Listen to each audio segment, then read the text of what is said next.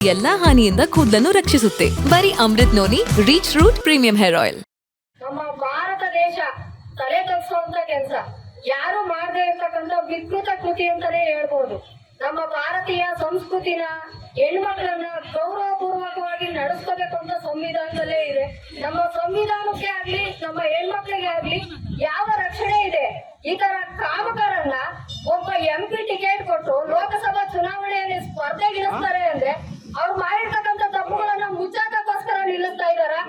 ಇಂಥವ್ರೆಲ್ಲ ಏನು ರಾಜಕಾರಣ ಕರ್ಕೊಂಡ್ ಬರ್ತಾರೆ? ಅವ್ರು ಮನುಷ್ಯರು ಅಂತ ಹೇಳ್ಕೊಳಕ್ಕೆ ನಮಗ್ ನಾಚಿಕೆ ಆಗುತ್ತೆ. ಭಾರತೀಯರು ಯಾರೇ ಆಗ್ಲಿ ತಲೆ ತಪ್ಪಿಸ್ತಕ್ಕಂತ ಒಂದು ಕೃತ್ಯ ಇದು.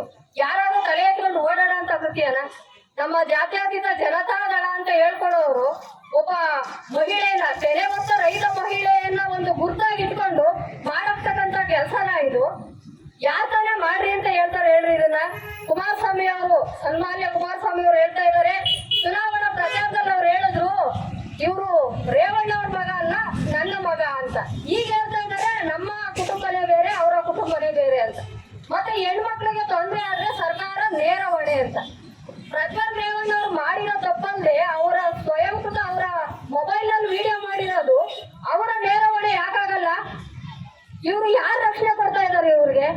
ಒಬ್ಬ ಸಾಮಾನ್ಯ ಪ್ರಜೆ ತಪ್ಪು ಮಾಡಿದ್ರೆ ತಪ್ಪು, ಬೇರೆಯವ್ರು ತಪ್ಪು ಮಾಡಿದ್ರೆ ತಪ್ಪಲ್ವಾ? ಅವ್ರದ್ದು ತಪ್ಪು ತಾನೇ. ಮಾತಿನ ಬರದಲ್ಲಿ ರಾಜಣ್ಣ ಅವರು ವಯೋಸಹಜವಾದಂತ ಒಂದು ಮಾತನ್ನ ಆಡಿದ್ರು. ಏನು ದೇವೇಗೌಡರ ಹಿಂಗೆ 4 ಜನದ ಮೇಲೆ ಕರ್ಕೊಂಡು ಹೋಗ್ತಾರೆ ಅಂತ. ಅದೇನು ತಪ್ಪು, ಅಂತ ದೊಡ್ಡ ಮಾತಲ್ಲ. ಆದ್ರೂ ದೇವೇಗೌಡರ ಮಾಜಿ ಪ್ರಧಾನಿ ಅವರ ಸಾವನ್ನ ಬಯಸಿದ್ರು ಅನ್ನೋ ಒಂದು ವಿಚಾರನೇ ಮುಂದಿಟ್ಕೊಂಡು ವಿಕೃತ ರಾಜಕಾರಣ ಮಾಡಿದ್ರು. ಎಲ್ಲೇ ಓಟ್ ಕೇಳಕ್ ಹೋದ್ರು ದೇವೇಗೌಡರು ಸಾವನ್ನ ಬಯಸಿದ್ದಾರೆ, ದೇವೇಗೌಡರು ಸಾವನ್ನ ಬಯಸಿದ್ದಾರೆ. ಅದು ಒಂದು ಮಾತಿನ ಬರದಲ್ಲಿ ಬಂದಂತ ವಯೋಸಹಜವಾದ ಮಾತು. ಆದ್ರೆ ಇವ್ರು ಮಾಡ್ತಕ್ಕಂಥ ಕೃತಿ, ಈಗ ಪ್ರಜ್ವಲ್ ರೇವಣ್ಣ ಅವರು ಮತ್ತೆ ಅವ್ರ ತಂದೆ ರೇವಣ್ಣ ಅವ್ರು ಮಾಡಿರ್ತಕ್ಕಂಥ ಕೃತಿ ಎಂತದ್ದು ಅಂತ ನಮಗ್ ಗೊತ್ತಾಗ್ತಿಲ್ಲ. ಅವರೇ ತಿಳ್ಕೊಬೇಕು. ಇಷ್ಟೊತ್ತಿಗೆ ಈಗಾಗ್ಲೇ ಅವರು ಮಾನ ಮರ್ಯಾದೆ ಇರೋಂತವ್ರಾಗಿದ್ರೆ ಅವರೇ ಬಂದು ಶರಣಾಗಿ ಅವರು ತನಿಖೆಗೆ ಒಳಪಡ್ಬೇಕಾಗಿತ್ತು. ಆದ್ರೂ ಇಲ್ಲಿವರೆಗೂ ಯಾಕೆ ಅವ್ರನ್ನ ಯಾರು ರಕ್ಷಣೆ ಮಾಡ್ತಿದ್ದಾರೆ? ಬಿಜೆಪಿ ಸರ್ಕಾರ ರಕ್ಷಣೆ ಮಾಡ್ತಿದ್ಯಾ ಅಥವಾ ಜಾತ್ಯತೀತ ಜನತಾದಳ ರಕ್ಷಣೆ ಮಾಡ್ತಿದಾರ? ಬೇರೆ ಯಾರು ರಕ್ಷಣೆ ಕೊಡ್ತಿದ್ದಾರೆ ಅಂತ ನಮಗ್ ಗೊತ್ತಾಗ್ತಿಲ್ಲ. ದಯವಿಟ್ಟು ಇದನ್ನ ಬೇಗ ತನಿಖೆ ಮಾಡಿ ಎಲ್ಲ ಹೆಣ್ಮಕ್ಳಿಗೂ ನ್ಯಾಯ ದೊರಕಿಸ್ಕೊಡ್ಬೇಕು. ಬ್ರದರ್ ಅಂತ ಹೇಳ್ಬೋದು ಅಂತ ನಾನಾದ್ರೂ ಭಾವಿಸ್ತೀನಿ. ಉಮೇಶ್ ರೆಡ್ಡಿ ಇದಾರೋ ಇಲ್ವೋ ಗೊತ್ತಿಲ್ಲ, ಅದೇ ಜೈಲಲ್ಲಿದ್ರು.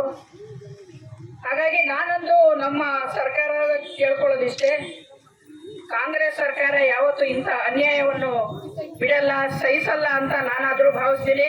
ಕೂಡಲೇ ಪ್ರಜ್ವಲ್ ರೇವಣ್ಣ ಮತ್ತೆ ಅವರ ತಂದೆಯವರಾದ ರೇವಣ್ಣರವರಿಗೆ ಕೂಡಲೇ ಬಂಧಿಸಬೇಕು. ಹೆಣ್ಮಕ್ಳಿಗೆ, ಹಾಸನದ ಹೆಣ್ಮಕ್ಳಿಗೆ ನ್ಯಾಯವನ್ನು ದೊರಕಿಸಬೇಕು ಅಂತೇಳಿ ನಾನಾದ್ರೂ ನಮ್ಮ ಮುಖ್ಯಮಂತ್ರಿಗಳಲ್ಲಿ ಮತ್ತು ಗೃಹ ಮಂತ್ರಿಗಳಲ್ಲಿ ಮನವಿ ಮಾಡಿ ಅವರಿಗೆ ಕಳಕಳೆಯಿಂದ ಕೇಳ್ತೀನಿ. ಮಹಿಳೆಯರು, ಹಾಸನದ ಮಹಿಳೆಯರು ಧೈರ್ಯವಾಗಿರ್ಬೇಕು. ಅವ್ರಿಗೆ ಯಾರಿಗೆಲ್ಲ ಅನ್ಯಾಯ ಆಗಿದೆ ಅವರು ಹೊರಗಡೆ ಬಂದು ಅವರು ನಮ್ಮ ಮಹಿಳಾ ಆಯೋಗಕ್ಕೆ ಕಂಪ್ಲೇಂಟ್ ಎಲ್ಲ ಮಾಡ್ಬೇಕಂತೇಳಿ ಅವರಲ್ಲಿ ಕೇಳ್ಕೊಳ್ತೀನಿ. ಅವರು ಹೆದರುವ ಅವಶ್ಯಕತೆ ಇಲ್ಲ. ನಿಮ್ ಜೊತೆಗೆ ನಮ್ಮ ಕರ್ನಾಟಕ ರಾಜ್ಯದ ಎಲ್ಲ ಗಣ್ಯರು ಮತ್ತು ನಾವೆಲ್ಲ ಹೆಣ್ಮಕ್ಳು ತಮ್ಮ ಜೊತೆಗಿದ್ದೀವಿ ಅಂತೇಳಿ ನಾನಾದ್ರೂ ಈ ಮೂಲಕ ಅವ್ರಿಗೆ ಹೇಳಲು ಇಷ್ಟಪಡ್ತೀನಿ. ದಯಮಾಡಿ ಬೇಗ ಇವರನ್ನು ಬಂಧಿಸಬೇಕು. ಅವರೇ ವಿದೇಶದಲ್ಲನ ಇರ್ಲಿ ಎಲ್ಲನ ಇರ್ಲಿ, ಬೇಗ ಕರೆದು ಅವ್ರನ್ನ ಬಂಧಿಸಿ ಹೆಣ್ಮಕ್ಳಿಗೆ ನ್ಯಾಯ ಕೊಡಿಸ್ತಾರೆ ಅಂತೇಳಿ ನಾನಾದ್ರೂ ಈ ಮೂಲಕ ಕೇಳ್ತೀನಿ. ನನ್ನ ಜೀವನದಲ್ಲಿ ನಾನು ಮಾತ್ರವಲ್ಲ, ನನ್ನ ಕೂದಲು ಕೂಡ ಆಗಿರ್ಬೇಕು ಸ್ಟ್ರಾಂಗ್ ಅಂಡ್ ಸ್ಟೈಲಿಶ್. ಬರೀ Amrit noni reach root premium hair oil ನೊಂದಿಗೆ. Reach root premium hair oil.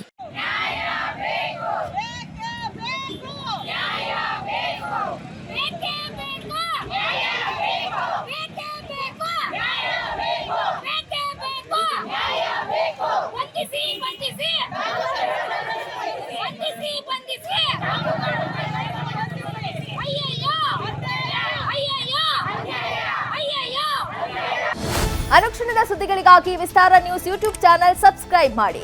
ಹೊಸ ಸುದ್ದಿಗಳ ನೋಟಿಫಿಕೇಶನ್ಗಾಗಿ ಬೆಲ್ ಐಕಾನ್ ಕ್ಲಿಕ್ ಮಾಡಿ. ಲೇಟೆಸ್ಟ್ ಅಪ್ಡೇಟ್ಸ್ಗಾಗಿ www.vistaranews.com ವೆಬ್ಸೈಟ್ಗೆ ವಿಸಿಟ್ ಮಾಡಿ. ಅಂಗೈಯಲ್ಲೇ ಜಗತ್ತಿನ ಸುದ್ದಿ ತಿಳಿಯಲು Vistara news Kannada app download ಮಾಡಿ.